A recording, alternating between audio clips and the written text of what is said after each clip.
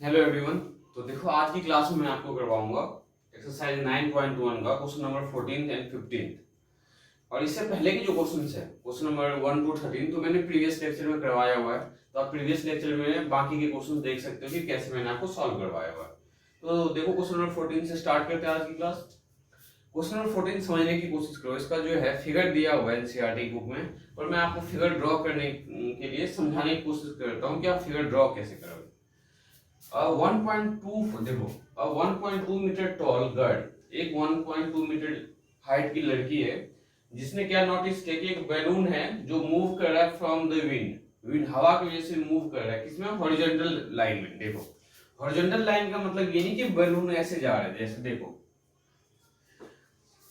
In the horizontal line at a height of 88.1 metre. देखो ये balloon की height है, ठीक है। क्या हाइट है, 88.2 मीटर। कहां से, फ्रॉम द ग्राउंड से। तो ये है ग्राउंड लेवल। बट कोई लड़की है, लेट्स से यहाँ पे वो लड़की है, ये लड़की यहां से जो इस बलून को देख रही है ऐसे,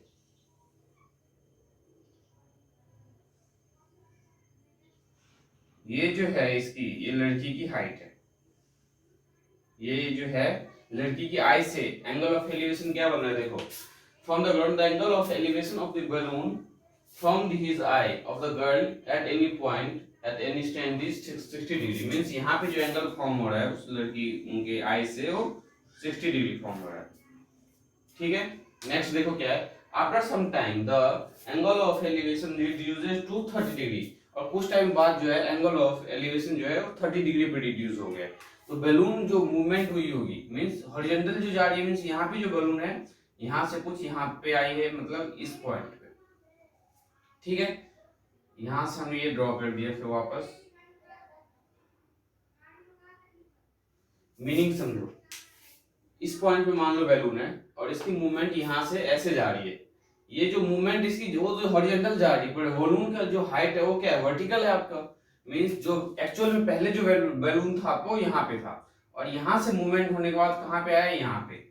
जब बैलून यहाँ पे आया तो एंगल ऑफ एलिवेशन जो इस लड़की के आईज से फॉर्म हो रहा है वो कितना फॉर्म हो रहा है, 30 डिग्री। दैट मीन्स ये एंगल जो आपका वो 30 डिग्री होगा।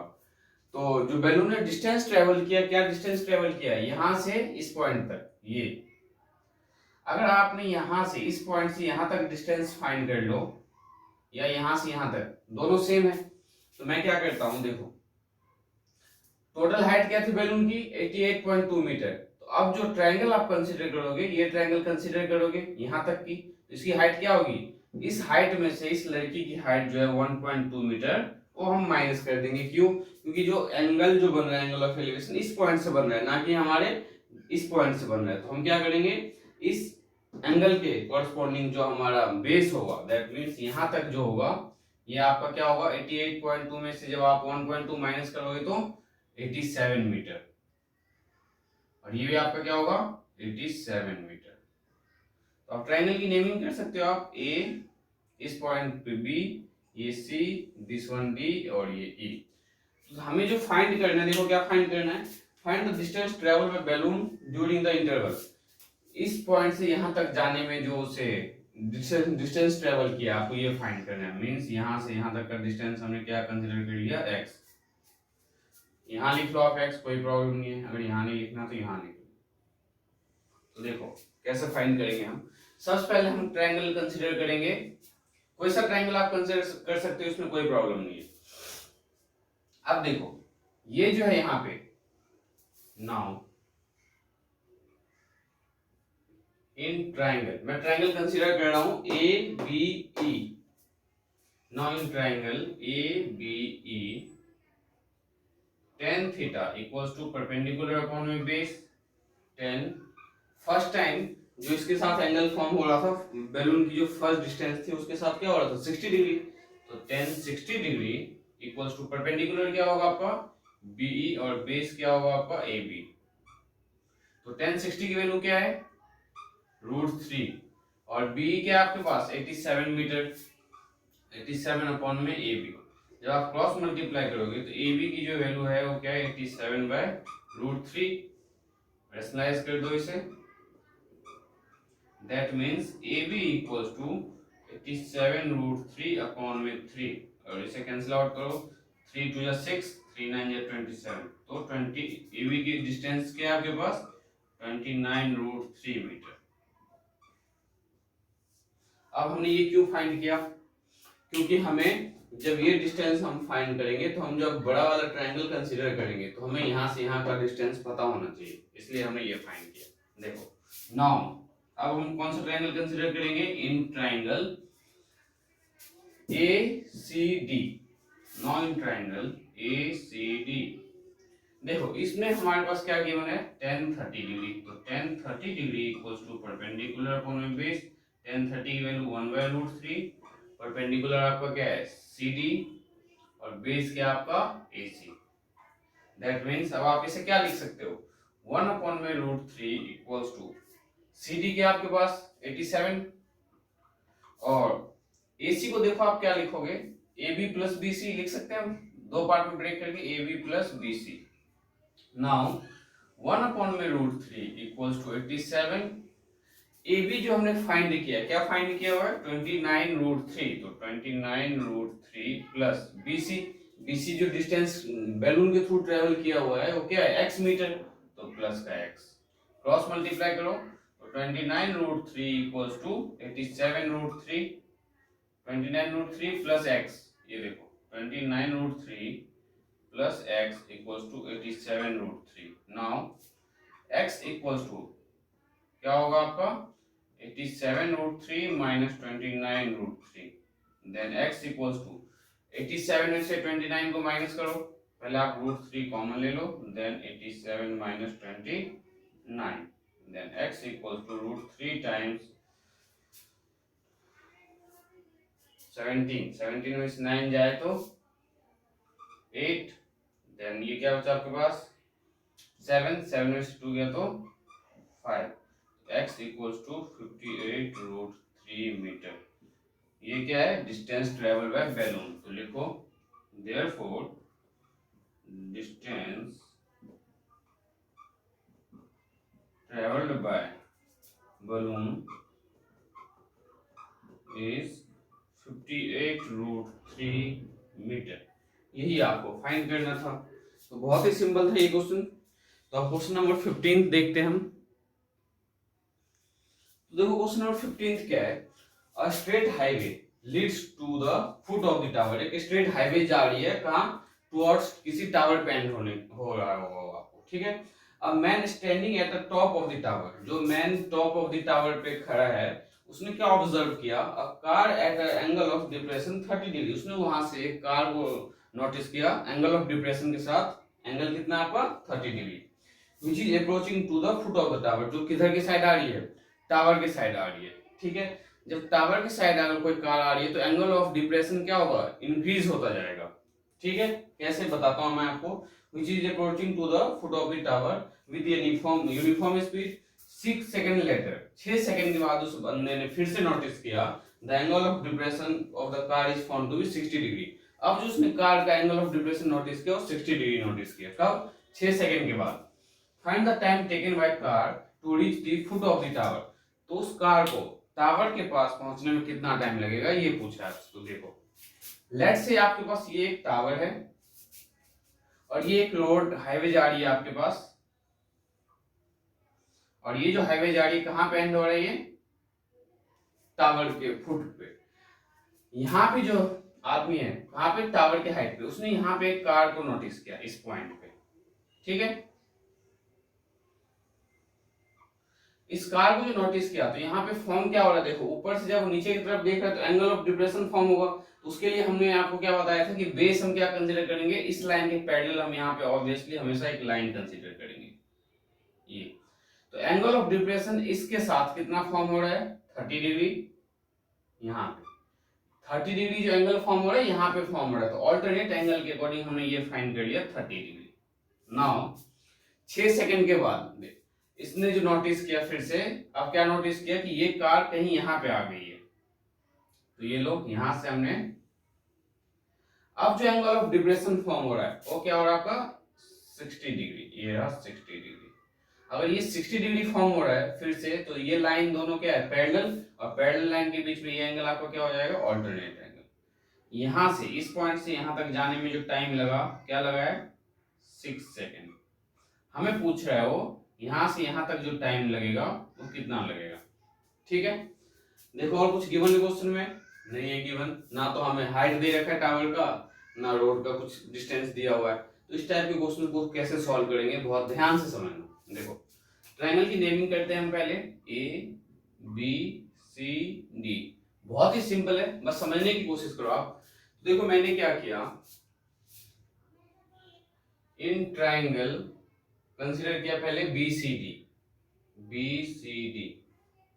अगर आप बी सी डी लेते हो तो tan theta equals to perpendicular upon base, और tan थीटा क्या आपके पास 60 डिग्री, तो tan 60 degree equals to perpendicular upon base, then tan 60 degree equals to perpendicular जो है हमारे पास क्या है CD, तो CD, और बेस क्या है आपके पास BC, तो tan 60 की value √3 equals to CD upon में BC, क्रॉस मल्टीप्लाई करो तो √3 BC इक्वल्स टू क्या मिला, CD।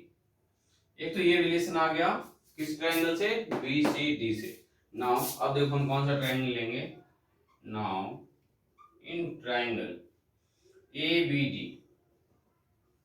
ABD में आपके पास एंगल क्या है, tan 30 degree equals to perpendicular upon base, that means tan 30 degree perpendicular क्या है इस बार आपके पास CD, और बेस क्या है AC, तो tan 30 की वैल्यू क्या है 1/√3, और परपेंडिकुलर CD ही है आपके पास अपॉन में AC, और AC को हम क्या लिख सकते हैं, AB plus BC, cross multiply करने पे AB plus BC equals to √3 CD।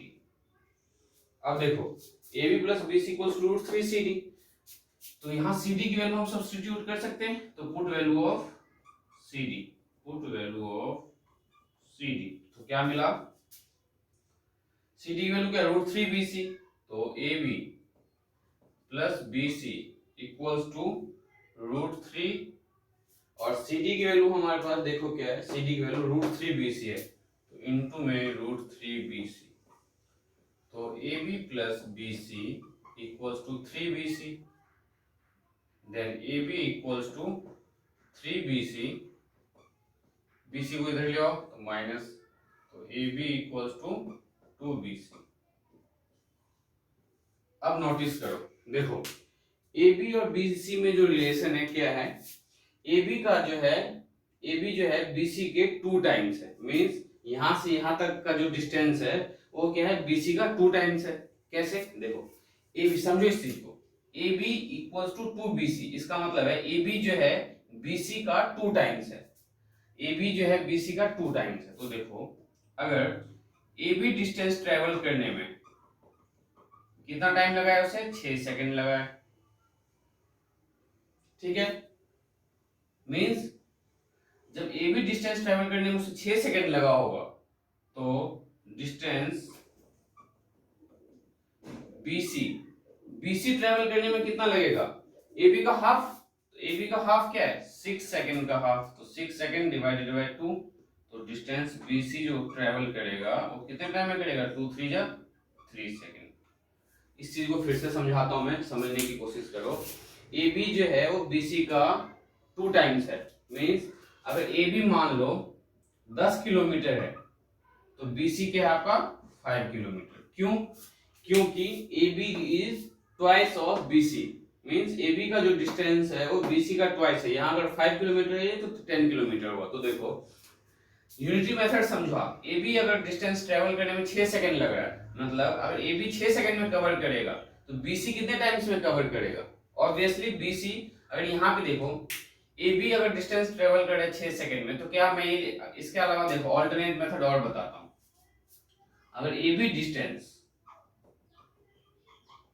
Travel करने में 6 सेकंड लग रहा है, AB की वैल्यू क्या है हमारे पास 2 BC, तो 2 BC डिस्टेंस ट्रेवल करने में कितना लगेगा 6 सेकंड, 2 क्या यहाँ BC के साथ मल्टीप्लाई में, तो BC डिस्टेंस ट्रेवल करने में कितना टाइम लगेगा, तो BC डिस्टेंस के लिए 6 second divided by 2, that means 3 second.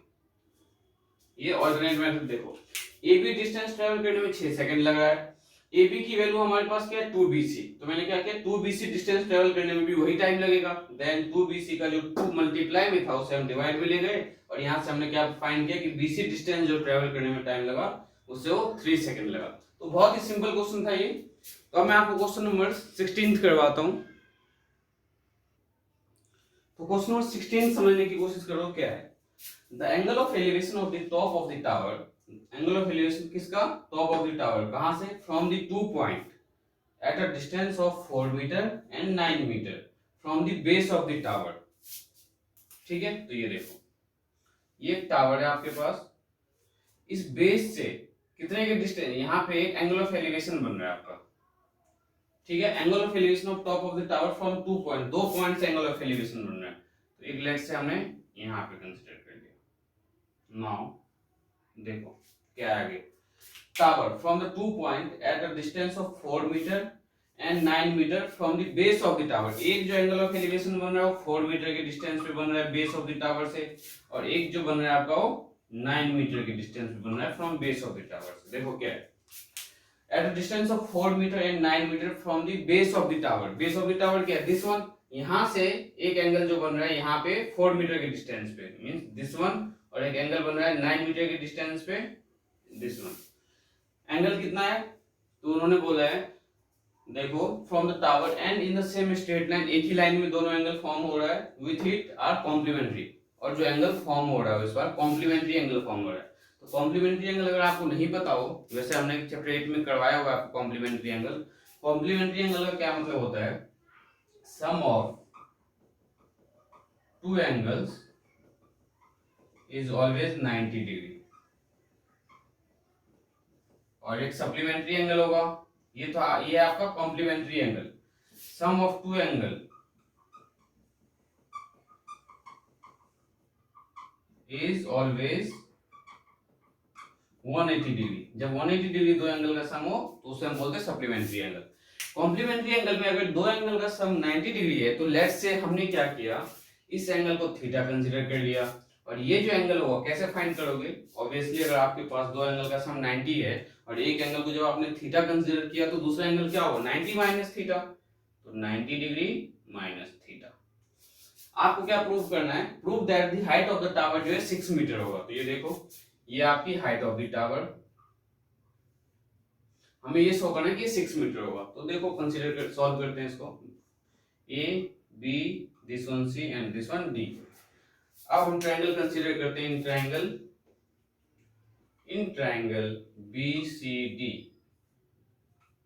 tan theta equals to perpendicular upon base, theta क्या आपके पास, थीटा ही है, परपेंडिकुलर क्या है आपके पास CD upon base BC, then tan theta equals to, अब CD की वैल्यू आपके पास देखो क्या है h, और BC की वैल्यू क्या है आपके पास 4, तो एक तो रिलेशन ये आ गया। नाउ अब हमें क्या करना है, इन ट्रायंगल ACD, अब हम ट्रायंगल कंसीडर करेंगे ACD। तो इसमें देखो क्या होगा, tan theta equals to perpendicular upon base, और tan यहाँ पे देखो थीटा क्या है 90 माइनस थीटा, तो tan 90 degree minus theta, tan theta क्या है परपेंडिकुलर, तो परपेंडिकुलर आपके पास क्या है CD अपॉन बेस क्या है AC, तो tan 90 माइनस थीटा क्या हो गया आपका cot थीटा, और CD की वैल्यू देखो आपके पास क्या है h, और AC की वैल्यू क्या है आपके पास 9। अब इस cot थीटा इक्वल्स टू क्या है आपके पास h by 9, और यहाँ पे tan थीटा की वैल्यू क्या है आपके पास h by 4। अब हम इन दोनों को इक्वेट तो नहीं कर सकते, तो हम देखो क्या करेंगे, इस cot थीटा को tan थीटा के फॉर्म में लिखेंगे। तो tan थीटा के फॉर्म में हम इसे कैसे लिख सकते हैं, cot थीटा को 1 by tan theta equals to h by 9। Now tan theta को जब आप इस साइड ले जाओगे तो क्या आएगा 9 by h equals to tan theta. देखो कैसे, tan थीटा को यहाँ मल्टीप्लाई में ले आओ, h tan थीटा 9 यहाँ आ जाएगा, फिर h को डिवाइड में ले आओ, तो tan थीटा की वैल्यू क्या आ गई आपके पास 9 by h, और यहाँ पे tan थीटा की वैल्यू क्या h by 9, इसे हमने इक्वेशन सेकंड मान लिया है। तो फ्रॉम फर्स्ट एंड सेकंड दोनों को हम क्या करेंगे, एक दूसरे के इक्वल पुट कर देंगे। क्यों इक्वल पुट करेंगे, क्योंकि दोनों में क्या है tan थीटा है। जब tan थीटा अगर इक्वल है तो इसके वैल्यू भी इक्वल होनी चाहिए, means h/4 equals to 9/h। Cross multiply जब करोगे तो क्या मिलेगा, h² equals to 36, then h equals to √36, तो h इक्वल्स टू +-6। लेकिन कभी किसी की हाइट नेगेटिव नहीं हो सकती, इसलिए h को हम क्या करेंगे, प्लस का कंसीडर करेंगे। माइनस क्यों नहीं कंसीडर करेंगे, हाइट ऑफ द टावर तो कभी नेगेटिव नहीं हो सकता, किसी की हाइट नेगेटिव नहीं हो सकती। तो h इक्वल्स टू 6 मीटर, हमें यही प्रूव करना था। तो since height of the tower is 6 metre, यही हमें प्रूव करना था। ध्यान से समझना, देखो अब आपके माइंड में जो कंफ्यूजन होगा ये होगा कि tan थीटा का हमने परपेंडिकुलर बेस यूज किया, बट यहाँ पे हमने वैल्यू tan थीटा का पुट किया, पर यहाँ पे हमने cot थीटा लिखा है। तो हमने जो वैल्यू पुट किया है वो इसके रिस्पेक्ट में किया है, tan के रिस्पेक्ट में। और tan क्या होता है आपका, परपेंडिकुलर अपॉन बेस। तो tan 90 माइनस थीटा जो है cot थीटा में कन्वर्ट हुआ, ये कन्वर्ट हुआ, ये नहीं हुआ। ये क्यों नहीं होगा, क्योंकि हमने tan थीटा के रिस्पेक्ट में एंगल फाइंड किया था हमने। तो tan थीटा आपका क्या है, 90 माइनस थीटा, तो tan 90 माइनस थीटा को हमने क्या लिखा, cot थीटा।